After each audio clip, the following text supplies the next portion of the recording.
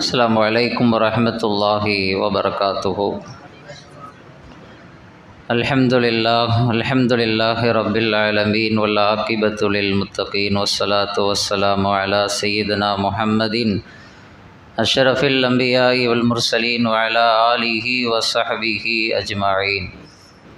قال الله تعالى في القرآن العظيم والفرقان المجيد: أعوذ بالله من الشيطان الرجيم. بسم الله الرحمن الرحيم. ورفعنا لك ذكرك. صدق الله العلي العظيم.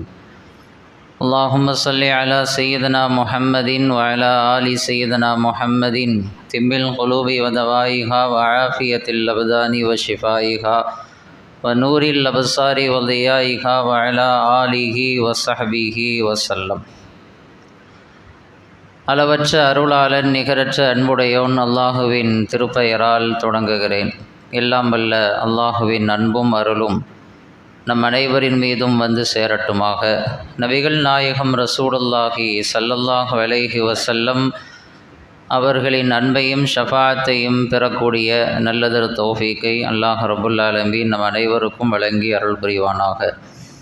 அல்லாஹுவினுடைய அருளால் நபிகள் நாயகம் ரசூலுல்லாஹி ஸல்லல்லாஹு அலைஹி வஸல்லம் அவர்கள் பிறந்த மாதத்தில் தொடக்கத்திலிருந்து 12 நாட்கள் பெருமானார் ஸல்லல்லாஹு அலைஹி வஸல்லம் அவர்களுடைய புகழை, அவர்களுடைய பரிசுத்தமான வாழ்வை எடுத்து ஏம்பக்கூடிய மௌலிது ஷரீஃபை ஓதி அல்லாஹ்விடத்தில் பிரார்த்தனைகளை செய்து அந்த மௌலிதை நிறைவு செய்து நாம் அமர்ந்திருக்கிறோம்.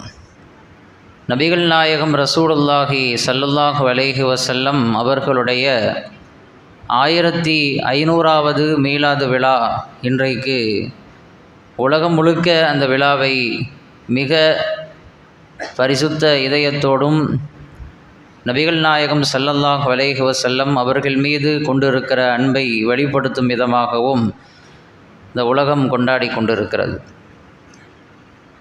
ஒரு 15 நூற்றாண்டுகளை தாண்டியும் நபிகள் நாயகம் ஸல்லல்லாஹு அலைஹி வஸல்லம் அவர்கள் இன்றைக்கும் பேசப்படுபவர்களாக, எழுதப்படுபவர்களாக, சிந்திக்கப்படுபவர்களாக, ஆய்வுக்குட்படுத்தப்படுபவர்களாக, பின்பற்றப்படுபவர்களாக எம்பெருமானார் ரசூலுல்லாஹி ஸல்லல்லாஹு அலைஹி வஸல்லம் அவர்கள் இருக்கிறார்கள். உலகம் முழுக்க மக்களால் இன்றைக்கு நபி ஸல்லல்லாஹு அலைஹி வஸல்லம் அவர்கள் பிறந்ததிலிருந்து இன்று வரைக்கும் புகழப்பட்டு கொண்டே இருக்கிறார்கள். இந்த உலகத்தில் ஒரு மனுஷனை மக்கள் எப்போ புகழ்வாங்க? வாழும்போது புகழ்வாங்க. அவர் இந்த உலகத்தை விட்டு மறைஞ்சிட்டார் அப்படின்னு சொன்னால் உலகம் மறந்துடும்.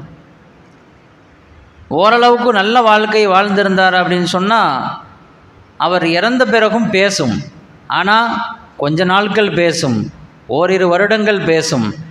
அதற்கு பிறகு உலகம் அவரை மறந்துவிடும். ஏன், அவர்களது பெயர் கூட மக்களுடைய மனதிலிருந்து எடுக்கப்பட்டு விடும். இதுதான் உலகத்தில் இருக்கக்கூடிய எல்லா மனிதர்களுடைய யதார்த்தம். ஆனால் நபிகள் நாயகம் ஸல்லல்லாஹு அலைஹி வஸல்லம் அவர்கள் 1500 வருடங்கள் ஆகியும் இன்றைக்கும் புகழப்பட்டு கொண்டிருக்கிறார்கள். அன்னைக்கு அவங்க வாழக்கூடிய அந்த காலகட்டத்தில் மக்களால் எப்படி புகழப்பட்டார்களோ அதைவிட கூடுதலாகத்தான் இப்பொழுது மக்களால் புகழப்பட்டு கொண்டிருக்கிறார்கள். ஏன், இஸ்லாத்தை ஏற்காதவர்களுக்கு கூட இன்றைக்கு பெருமானார் ஸல்லல்லாஹு அலைஹி வஸல்லம் அவர்களை புகழ்ந்து கொண்டு தான் இருக்கிறார்கள். எல்லாருடைய நாவும் பெருமானார் ஸல்லல்லாஹு அலைஹி வஸல்லம் அவர்களை புகழக்கூடியதாகத்தான் இருந்து கொண்டிருக்கிறது. ஒரு மார்க்க அறிஞர், ஒரு ஆலிம்கிட்ட ஒருத்தர் வந்தார், ஒரு இளைஞர். அவருடைய பெயர் முருகன். அவர் இஸ்லாமியர் கிடையாது, மாற்று மத சகோதர சமயத்தை சார்ந்தவர். அந்த ஆலிம்கிட்ட பேசுகிறார். என்ன பேசுகிறாரு அப்படின்னு சொன்னால், அந்த ஆலிமை பார்த்து அவர் சொன்னாராம், உங்களுக்கு உங்களுடைய இறைவன் ஒரு அற்புதமான ஒரு மார்க்கத்தை வழங்கியிருக்கிறான். அந்த மார்க்கத்தை கொண்டு உங்கள் கையில் கொடுத்த பெருமானார் ஸல்லல்லாஹு அலைஹி வஸல்லம் அவர்கள் நீங்கள் என்று சொல்லுகிறீர்களே, அந்த முஹம்மது நபியும் மிகச்சிறந்த ஒரு தலைவராக வாழ்ந்திருக்கிறார்கள், இன்றைக்கும் மக்களுடைய மனதில் வாழ்ந்து கொண்டிருக்கிறார்கள் அப்படின்ட்டு பெருமானாரை புகழ்வதற்காக அவர் வந்திருக்கிறார். ஏப்பா நீ இஸ்லாமியன் இல்லையே, பெருமானார் ஸல்லல்லாஹு அலைஹி வஸல்லம் அவர்களை இப்போ இந்த அளவுக்கு புகழ்றியாப்பா, உன்னுடைய வாழ்க்கையில் அவர் அப்படி என்ன தாக்கத்தை ஏற்படுத்தினார்? பெருமானார் ஸல்லல்லாஹு அலைஹி வஸல்லம் அவர்களை நீ புகழ்கிற அளவிற்கு அவருடைய விஷயத்தில் அவருடைய வாழ்க்கையில் உனக்கு எது கவர்ச்சியாக இருந்தது என்று அந்த ஆலிம் கேட்குறார். அந்த முருகன் என்ற அந்த சகோதரர் சொன்னாரா, நான் ஒரு தாழ்த்தப்பட்ட ஒரு சமுதாயத்திலிருந்து வந்தவன். எங்கள் சமுதாயத்தில் ஜாதி பார்ப்பாங்க, பிறப்பை பார்ப்பாங்க, குடும்பத்தை பார்ப்பாங்க, பாரம்பரியத்தை பார்ப்பாங்க. ஜாதியின் அடிப்படையில் தான் நாங்கள் நடத்தப்பட்டோம். நான் பிற்படுத்தப்பட்ட ஒரு சமூகமாக தாழ்த்தப்பட்ட ஒரு ஜாதியிலிருந்து வந்த காரணத்தினால பல்வேறு சோதனைகளை நான் என்னுடைய சமுதாயத்தின் மூலமாக சந்திச்சிருக்கிறேன். பல்வேறு அவமானங்களையும் அசிங்கங்களையும் நான் சந்தித்திருக்கிறேன். நான் அழாத நாட்களே கிடையாது. ஆனால் இந்த உலகத்தில் முதலாக ஜாதியை ஒழித்தது இஸ்லாம் தான். இந்த உலகத்தில் ஜாதி இல்லை, எல்லோரும் சமம். படிப்பால், பணத்தால், கண்ணியத்தால், குடும்பத்தினுடைய பாரம்பரியத்தால் யாரும் யாரை விட உயர்ந்தவரல்ல, யாரும் யாரை விட தாழ்ந்தவரல்ல, அனைவரும் சமம் என்று ஜாதியை ஒழித்த பெருமை இஸ்லாத்திற்கே சாரும். அந்த ஜாதியை ஒழித்தவர் முஹம்மது ரசூலுல்லாஹி ஸல்லல்லாஹு அலைஹி வஸல்லம் அவர்கள்தான் என்று நினைக்கிற பொழுது நான் உண்மையில் அவர்களை புகழாமல் இருக்க முடியாது என்று அந்த சகோதரர் சொன்னதாக அந்த ஆலிம் பதிவு செய்திருந்தார். இன்னைக்கு மக்களுடைய எல்லா மனங்களையும் பெருமானார் ஸல்லல்லாஹு அலைஹி வஸல்லம் அவர்கள் கவர்ந்திருக்கிறார்கள். எல்லோராலும் அவர்கள் புகழப்படுகிறார்கள். அத்தகைய புகழ்மிக்க வாழ்க்கையை அவர்கள் வாழ்ந்தார்கள் என்பதை நாம் எண்ணி பார்க்க கடமைப்பட்டிருக்கிறோம். வரலாற்றில் வாழக்கூடிய நபராக நபிகள் நாயகம் ஸல்லல்லாஹு அலைஹி வஸல்லம் அவர்கள் இருந்து கொண்டிருக்கிறார்கள். எங்கே பிறந்தாங்க, எப்படி பிறந்தாங்க, எந்த நாளில் பிறந்தாங்க, யாருக்கு பிறந்தாங்க, அவர்கள் யாரிடத்தில் பால் குடித்தார்கள், யாரிடத்தில் வளர்ந்தார்கள், எங்கே பயணப்பட்டார்கள், எத்தனை முறை பயணம் செய்தார்கள், அங்கே எங்கெங்கே தங்கினார்கள், யாரை சந்தித்தார்கள், யாரையெல்லாம் அவர்கள் பார்த்தார்கள், யாரெல்லாம் அவர்களை பார்த்தார்கள், அத்தனையும் இன்றைக்கு வரலாறாக பதிவு செய்யப்பட்டிருக்கிறது. பெருமானார் ஸல்லல்லாஹு அலைஹி வஸல்லம் அவர்கள் சரித்திர நாயகர் என்று சொல்லப்படுவதற்கு காரணம் என்னவென்றால், அவர்கள் மட்டுமல்ல, அவர்களோடு தொடர்புடைய அனைத்தும் இன்றைக்கு வரலாறாக மாறி இருக்கிறது. வரலாறாக மாறி இருக்கிறது. பெருமானார் மட்டும் இன்னைக்கு ஹிஸ்டரியில் இடம் பிடிக்கல. அவர்கள் சந்தித்தவர்கள், அவர்களை பார்த்தவர்கள், அவர்களோடு முசாபா செய்தவர்கள், தொடர்பை ஏற்படுத்தி கொண்டவர்கள், நட்பை ஏற்படுத்தி கொண்டவர்கள் அத்தனை பேரும் இன்றைக்கு வரலாற்றில் மிளிர்ந்து கொண்டிருக்கிறார்கள். சஹாபின் நம்ம யாரை பார்த்து சொல்கிறோம்? சஹாபின் யாரை பார்த்து சொல்கிறோம்? ஈமான் கொண்ட நிலையில் பெருமானார் ஸல்லல்லாஹு அலைஹி வஸல்லம் அவர்களை பார்த்தவருக்கு சஹாபி என்று சொல்லப்படும். ஈமான் கொண்ட நிலையில் பார்க்கணும், அதே ஈமானோடு மரணிக்கணும், அவருக்கு தான் சஹாபி. 1,24,000 சஹாபாக்களுடைய வரலாறுகள் இன்னைக்கு பதிவு செய்யப்பட்டிருக்குது. அதுக்கு என்ன அர்த்தம் தெரியுமா? அவர்கள் பெருமானாரை பார்த்தார்கள். எனவே அவர்களும் வரலாற்று நாயகர்களாக இன்றைக்கு வரலாற்றில் வாழ்ந்து கொண்டிருக்கிறார்கள். அவங்க என்ன செஞ்சாங்க? பெருமானாரை பார்த்தாங்க, பெருமானாருடைய காலத்தில் வாழ்ந்தாங்க, பெருமானாருடைய நெருக்கத்தை பெற்றார்கள். எனவே அவர்களும் வரலாறாக மாறி போய்விட்டார்கள். நபிகள் நாயகம் ஸல்லல்லாஹு அலைஹி வஸல்லம் அவர்கள் மட்டுமல்ல, அவர்களோடு தொடர்புடைய பொருட்கள், அவர்கள் தொட்டவைகள், அவர்களோடு நெருக்கம் பெற்றவர்கள் அனைத்தும் இன்றைக்கு வரலாறாக மாறி இருக்கிறது. அதுதான் பெருமானார் ஸல்லல்லாஹு அலைஹி வஸல்லம் அவர்களுக்கு அல்லாஹ் ஏற்படுத்திய சிறப்பு. வரஃபஅனா லக திக்ரக், நபியே உங்களுடைய அந்த கீர்த்தியை நாம் உயர்த்தி விட்டோம் அல்லாஹ் சொல்கிறான். நாம் புகழ்கிறதுனாலையோ அவங்கள பேசுகிறதுனாலையோ மட்டும் அவங்களுடைய புகழ் உயர போகிறதில்லை. ஏற்கனவே அல்லாஹ் உயர்த்திட்டான். அவர்கள் உச்சாணியில் தான் இருக்கிறார்கள், உயரத்தில் தான் இருக்கிறார்கள். அவர்களை ஏன் புகழ்கிறோம்? அவர்கள் புகழ் உயர வேண்டும் என்பதற்காக புகழவில்லை. அவர்களை புகழ்வதால் நாம் உயர்கிறோம்.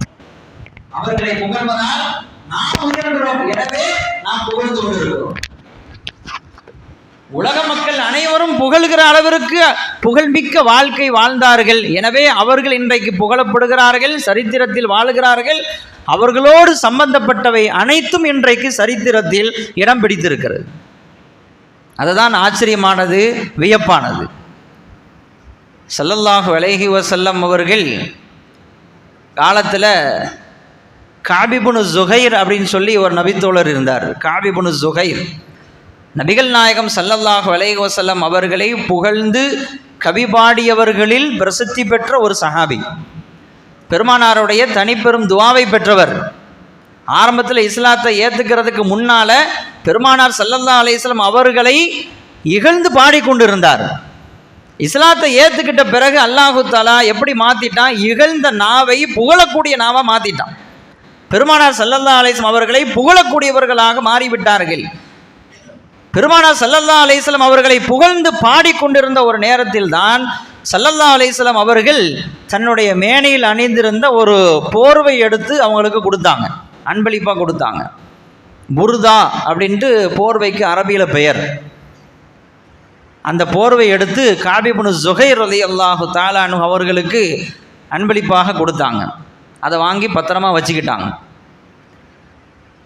பெருமானார் ஸல்லல்லாஹு அலைஹி வஸல்லம் அவங்க கையிலிருந்து ஒரு பொருள் கிடைக்குது, அதுவும் அவர்கள் பயன்படுத்திய ஒரு பொருள் கிடைக்குது, அவர்கள் கரம்பட்ட ஒரு பொருள் கிடைக்குது அப்படின்னு சொன்னால் அதை விட பாக்கியம் வேறு எதுவும் இருக்க முடியாது.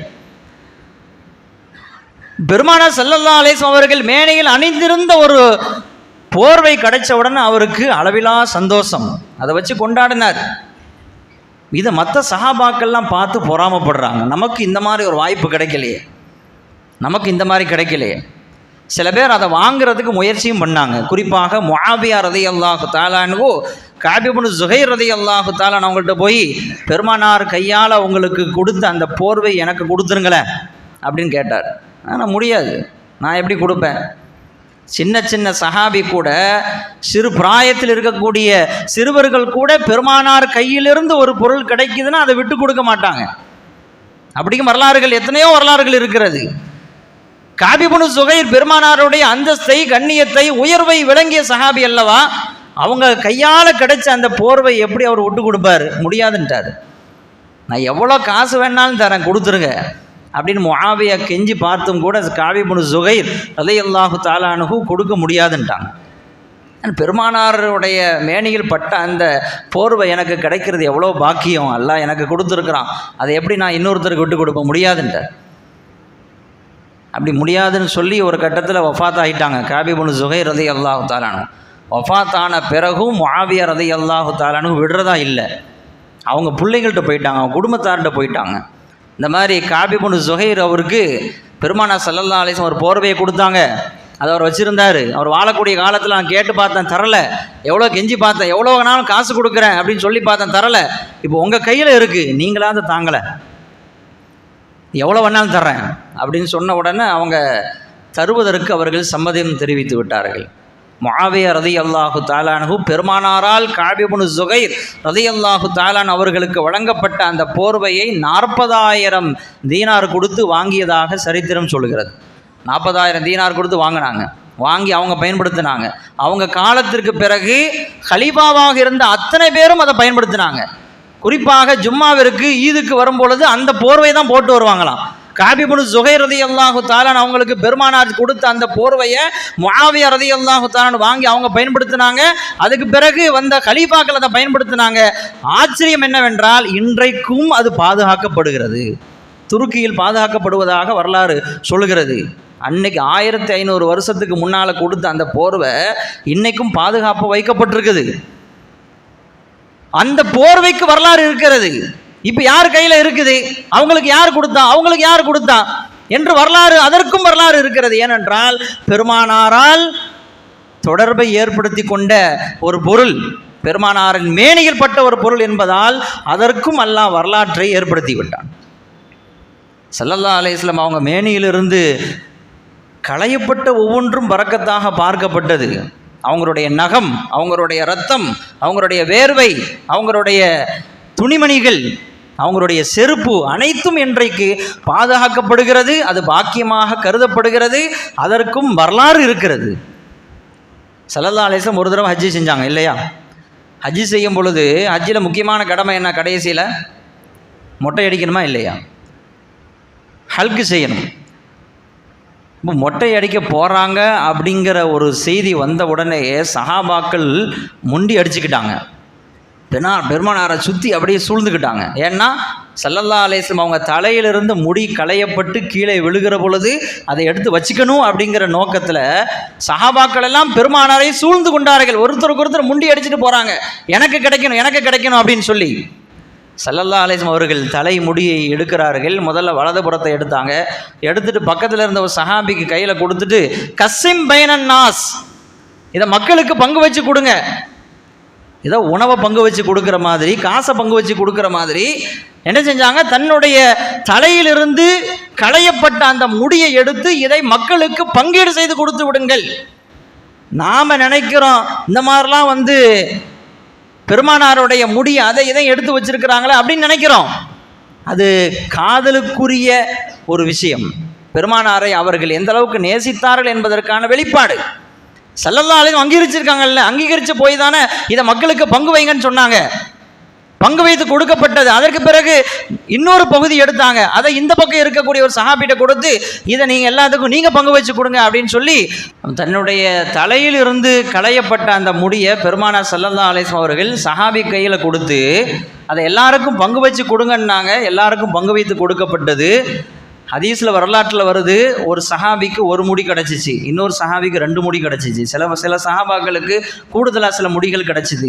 கிடைக்கிற முடியை அவர்கள் பத்திரப்படுத்தி பாதுகாப்பாக வைத்து கொண்டார்கள். அதை ஷிஃபாவிற்கு பயன்படுத்தினார்கள், அதை பரக்கத்தாக வைத்து கொண்டார்கள். அவங்க மட்டும் வச்சிக்கல, அவங்களுடைய சந்ததிகள் பாரம்பரியம் முழுக்க அது பாதுகாக்கப்பட்டது. இன்னைக்கும் உலகம் முழுக்க அங்கங்கே சில இடங்களில் பெருமானாருடைய ஆசாரை முபாரக்கா என்று சொல்லப்படுகிற பெருமானாருடைய அந்த முடி இன்றைக்கும் பாதுகாத்து அதை பரக்கத்தாக கருதப்படுகிறது. இது எங்கிருந்து வந்துச்சு? ஸல்லல்லாஹு அலைஹி வஸல்லம் அவர்கள் அன்னைக்கு கொடுத்தாங்க இல்லையா, அது அப்படியே சந்ததியா பாரம்பரியமா அது இன்னைக்கும் பாதுகாக்கப்பட்டு கொண்டு இருக்கிறது. நான் சொல்ல வருகிற செய்தி, நபிகள் நாயகம் ஸல்லல்லாஹு அலைஹி வஸல்லம் அவர்களுக்கு மட்டுமல்ல, அவர்களோடு தொடர்பை ஏற்படுத்தி கொண்ட ஒவ்வொரு பொருளுக்கும் அல்லாஹ் வரலாற்றை ஏற்படுத்தி விட்டான். அத்தனையும் இன்றைக்கு வரலாற்றில் வாழக்கூடிய அதிசயமாக இன்றைக்கு இருக்கிறது என்பதை பார்க்கிற பொழுது நபிகள் நாயகம் ஸல்லல்லாஹு அலைஹி வஸல்லம் அவர்கள் எவ்வளோ பெரிய உயரத்தில் இருக்கிறார்கள், அல்லாஹ் அவர்களை எவ்வளோ உயரத்தில் வைச்சிருக்கிறான் அப்படிங்கிறத நாம் விளங்கிக்க முடியுது. அல்லாஹ் ரப்புல் ஆலமீன் நபிகள் நாயகம் ஸல்லல்லாஹு அலைஹி வஸல்லம் அவர்கள் இன்றைக்கு அவர்களை பேசப்படுபவர்கள், புகழப்படுபவர்களாக, அனைவராலும் பின்பற்றப்படுபவர்களாக வாழ்ந்து கொண்டிருக்கிறார்கள். ஒரே ஒரு செய்தியை மட்டும் சொல்லி முடித்துக் கொள்கிறேன். நபி ஸல்லல்லாஹு அலைஹி வஸல்லம் அவர்கள் எந்த அளவிற்கு இன்னைக்கு மக்களுடைய உள்ளங்களில் செயல்பாடுகளில் அவர்கள் வாழ்ந்து கொண்டிருக்கிறார்கள் என்பதற்கு, ஒரு பஸ்ஸில் ஒரு 40-45 வயசு மதிக்கத்தக்க ஒரு இஸ்லாமியர் பயணம் செய்கிறாரு. பஸ்ஸு முழுக்க நிரம்பி இருக்குது. அடுத்து ஒருத்தர் வந்தால் உட்காரதுக்கு சீட்டு இல்லை. அந்த மாதிரி பஸ்ஸு ஃபுல்லாக இருக்குது. இப்போ அந்த மாதிரி நேரத்தில் ஒரு பெரியவர் ஒருத்தர் ஏறுறாரு, 60-65 வயசு இருக்கும், ஏறுறாரு. பார்க்குறாரு, அங்கே பார்க்குறாரு, எங்கேயுமே சீட்டு இல்லை, யாருமே இடம் கொடுக்குற மாதிரியும் தெரியலை. நின்றுட்டுருக்கிற அந்த பெரியவரை பார்த்த உடனே இந்த 40 வயசு மதிக்கத்தக்க இஸ்லாமியர் எஞ்சிட்டார். இங்கே வாங்க உட்காருங்க அப்படின்னாரு. இல்லை பரவாயில்ல, நீங்கள் உட்காருங்க. இல்லை நீங்கள் தான் உட்காரணும் அப்படின்னு சொல்லி அவர் கையை பிடிச்சி உட்கார வச்சுட்டு அப்படி திரும்பி பார்த்தா பக்கத்தில் ஒரு 10-15 வயசு பையன் ஒருத்தன் உட்காந்துருக்கிறான். அவனும் இஸ்லாமியன் தான். அவனை கூப்பிட்டு சொன்னாங்களா, நீ இஸ்லாமியன் தானப்பா, பெருமானார் ஸல்லல்லாஹு அலைஹி வஸல்லம் அவங்க பெரியவங்க வந்தால் மரியாதை கொடுக்கணும்னு சொல்லியிருக்கிறாங்களே, பெரியவங்களை மதித்து வாழணும்னு சொல்லியிருக்கிறாங்களே, 60 வயசு மதிக்கத்தக்க ஒரு முதியவர் நிற்கிறாரு, அவரால் பஸ்ஸில் இந்த கூட்டத்தில் நிற்க முடியுமா? அவர் வந்து நிற்கும் பொழுது வாங்க உட்காருங்கன்னு நீ ஏன் சொல்லலை? பெருமானார் ஸல்லல்லாஹு அலைஹி வஸல்லம் அவர்கள் சொன்ன செய்தி உனக்கு தெரியாதா அப்படின்னு சொல்லி கேட்கும் பொழுது, இப்போ என்ன உங்களுக்கு நான் சீட்டு தரணுமா அப்படின்னு கேட்டிருக்காரு. இப்போ அவர் எஞ்சிட்டார்ல, 40 வயசு மதிக்கத்தக்க அந்த இளைஞர் பெரியவருக்கு இடம் கொடுத்துட்டு எஞ்சினியர் தான் பேசிகிட்டு இருக்கிறார். அந்த பையன் கேட்டானா, இப்போ நான் உங்களுக்கு சீட்டு தரணுங்கிறதுக்காக பேசுகிறீங்களா அப்படின்னு கேட்கும் பொழுது அவர் சொன்னாரா, அப்படி நான் அந்த காரியத்தை மட்டும் செய்ய மாட்டேன். ஏன் தெரியுமா? பெரியவரை மதிக்க வேண்டும் என்று சொன்ன பெருமானார் ஸல்லல்லாஹு அலைஹி வஸல்லம் அவர்கள் தான் சிறியவர் மீது இரக்கம் காட்ட வேண்டும் என்று சொல்லியிருக்கிறார்கள். எனவே நீ தான் உட்காரணும், உன்னை எஞ்சிக்க வச்சு நான் உட்கார மாட்டேன் அப்படின்னு சொல்லி சொன்னதாக நாம் கேள்விப்படுகிறோம். அப்படி என்றால் பெருமானார் ஸல்லல்லாஹு அலைஹி வஸல்லம் அவர்களுடைய ஒவ்வொரு விஷயங்களையும் உள்வாங்கி கொண்டு வாழக்கூடிய ஒரு சமுதாயமாக இன்றைக்கு அல்லாஹ் தஆலா உலகத்தை ஆக்கி வைத்திருக்கிறார் என்று சொன்னால், நாம் பெருமானார் ஸல்லல்லாஹு அலைஹி வஸல்லம் அவர்களை நாம் எந்த இடத்தில் வைத்து பார்க்க வேண்டும், அவர்களை எப்படி நாம் ரசிக்க வேண்டும், அவர்கள் வரலாறுகளை எப்படியெல்லாம் ஆய்வு செய்ய வேண்டும் என்பதை இந்த நேரத்தில் சிந்தித்து பார்க்க வேண்டும். அல்லாஹ் ரப்புல் ஆலமீன் நபிகள் நாயகம் ஸல்லல்லாஹு அலைஹி வஸல்லம் அவர்களை காலம் முழுக்க நம் உயிருள்ளவரை பேசக்கூடியவர்களாக, புகழக்கூடியவர்களாக, அவர்களை சிந்திக்கக்கூடியவர்களாக, அவர்களுடைய வாழ்க்கையை பின்பற்றி நடக்கக்கூடியவர்களாக அல்லாஹ் ரப்புல் ஆலமீன் என்னையும் உங்களையும் ஆக்கி அருள் புரிவானாக. வ ஆகிரு தஅவானா அல்ஹம்துலில்லாஹி ரப்பில் ஆலமீன். அஸ்ஸலாமு அலைக்கும் வரஹ்மத்துல்லாஹி.